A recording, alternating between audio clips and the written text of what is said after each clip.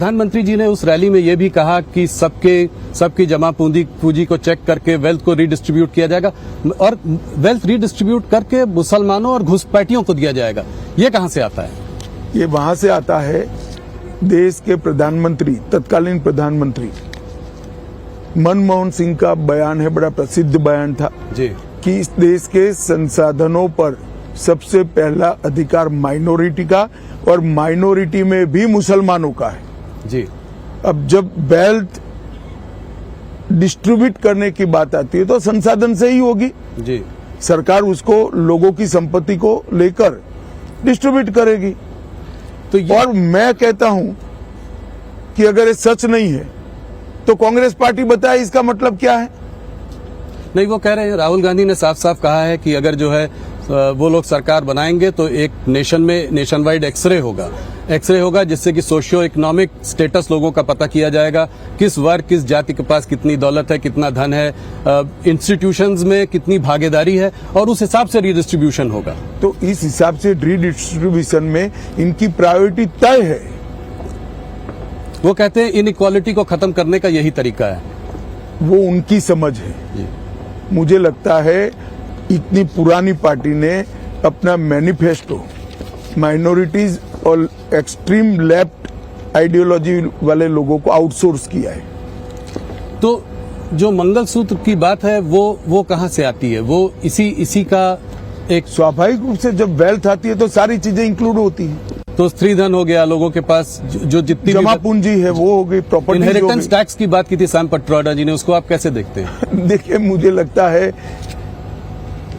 कि सैम पित्रोदा एक Ivory tower में जी रहे हैं। इनको इस देश के संस्कार, इस देश की जनता का मूड और इस देश की परंपराओं से कोई लेन देन नहीं। तो आप कभी नहीं लाएंगे इसको, इनहेरिटेंस टैक्स को, विरासत टैक्स कभी नहीं लाएंगे? हमने हमारा संकल्प पत्र जनता के सामने पारदर्शिता के साथ रख दिया। इसमें सारी बातें, हम कुछ छिपा कर नहीं करेंगे। एक और बात जो है, जो चर्चा में है इस वक्त, वो ये है कि मैनिफेस्टो को कांग्रेस के देखते हुए आप लोग कह रहे हैं कि ये ओबीसी रिजर्वेशन को काटकर मुसलमानों को दे देंगी। इस मैनिफेस्टो नहीं, ये कर चुके हैं जी।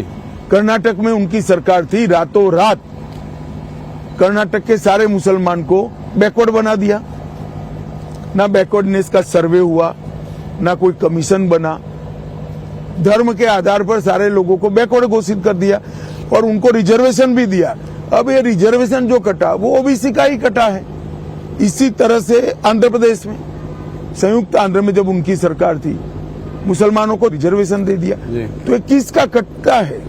एसटी एससी ओबीसी का ही कटता है। जब ये बात मैंने कही कि हम धर्म के आधार पर रिजर्वेशन को समाप्त कर देंगे, तो मेरे वीडियो को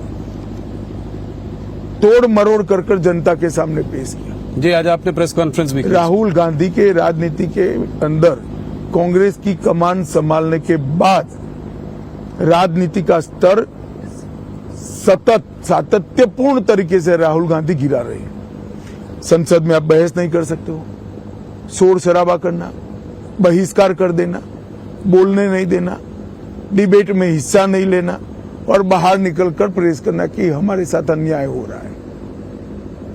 क्या समझते देश की जनता को? देश की जनता ये सब नहीं जानती है।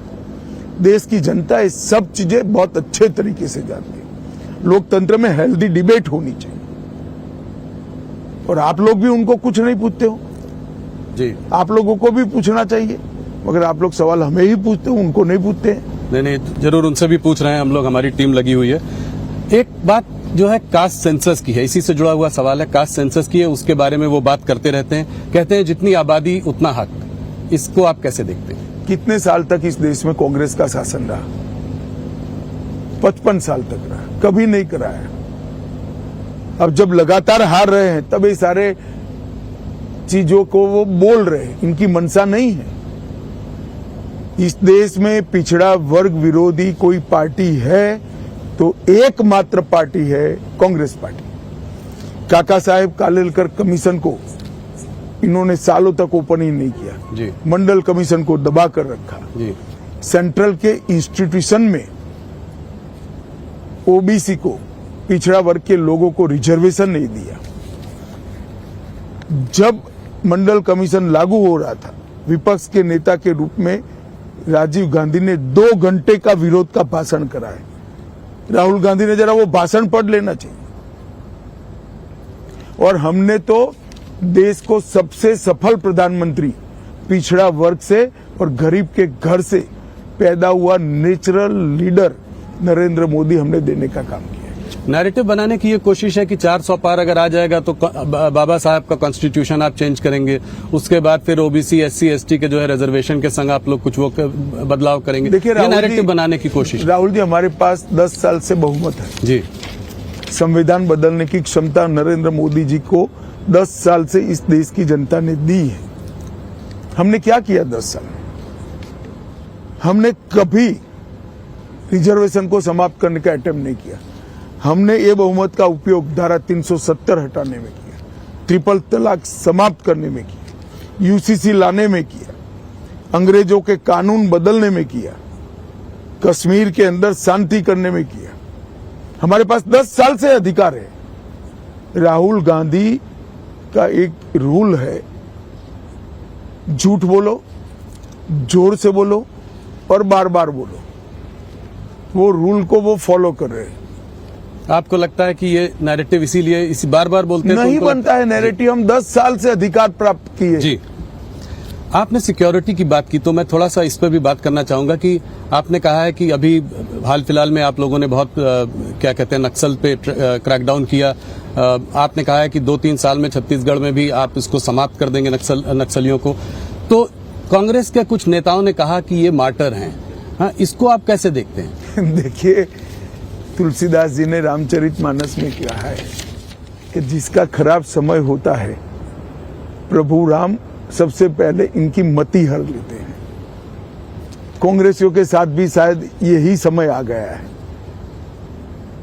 हमारे जवान अपनी जान जोखिम में डालकर घने जंगलों के अंदर ऑपरेशन कर कर नक्सल्स को मारते हैं और नक्सल कहते हैं कि हमारा कैडर मारा गया है और कांग्रेस पार्टी कहती है फेक एनकाउंटर है। जी। भगवान ही बचाए इनको, भगवान भी शायद नहीं बचा सकता। आपके पिछले कार्यकाल में आप लोगों ने काफी बड़े काम किए। आपने आर्टिकल 370 को रद्द किया, आपने सीए को इम्प्लीमेंट किया, क्रिमिनल प्रोसीजर लॉ लाए, आपने तमाम इस तरह के बड़े काम किए। पर अगर आज आप ऑपोजिशन को देखें तो काफी ऑपोजिशन वाले कहते हैं कि जो है ये जो 370 को जो है वो वापस लाएंगे, कहते हैं सीए हम इम्प्लीमेंट नहीं होने देंगे। और सारे बड़े नेता ममता बनर्जी, चिदम्बरम जी, ये सब इस तरह की बातें करते हैं। तो इसको आप कैसे देखते हैं, क्या कहना चाहिए? देखिए, इनके माइनॉरिटी के वोट प्राप्त करने का टोटका है। उनको न सत्ता में आना है, न 370 को वापिस आना है, न उनको सत्ता में आना है, न सीए रद्द होना है। उनको भी मालूम है